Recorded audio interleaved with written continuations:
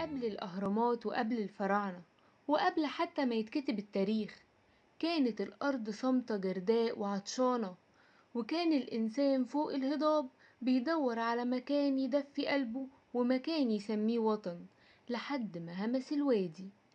في يوم من الأيام سمع الإنسان همسة، مش في ودنه لأ، في قلبه.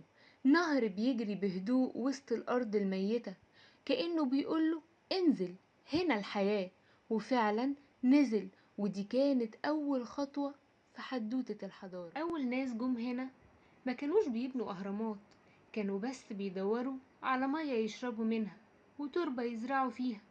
سكنوا جنب النيل لأنه كان كريم، في الصيف يغضب ويفيض، وفي الشتا يهدى ويطبطب. كل سنة يسيب لهم طمي يزرعوا فيه ويعيشوا.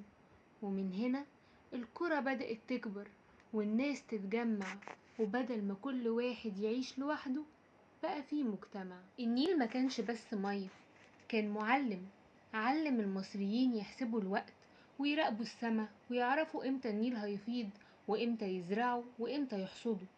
وعلشان ينظموا حياتهم اخترعوا أول تقويم وأول دولة وأول قانون. الفرعون ما كانش بس حاكم، كان رمز وسيط بين الناس والآلهة.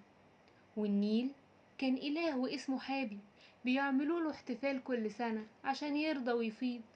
تخيل حضارة كاملة بتقف على موعد الفيضان وعلى لحظة هدوء النيل. مع الوقت الطمي بقى طين، والطين بقى طوبة، والطوبة بقت هرم، والنهر الهادي خلف معابد ونقوش وحكايات محفورة على الحجر.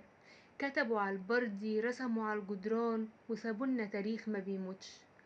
عدت آلاف السنين ولسه النيل بيجري، ولسه في ناس بتتولد على ضفافه، وناس بتحلم عنده، وناس بتكتب حواديت زينا. حضارة مصر ما كانتش صدفة، دي كانت هدية من نهر علمنا نحلم ونعيش ونبني. لو عجبتك الحكاية استنى اللي جاي، لأن كل حجر في مصر وراه حكاية.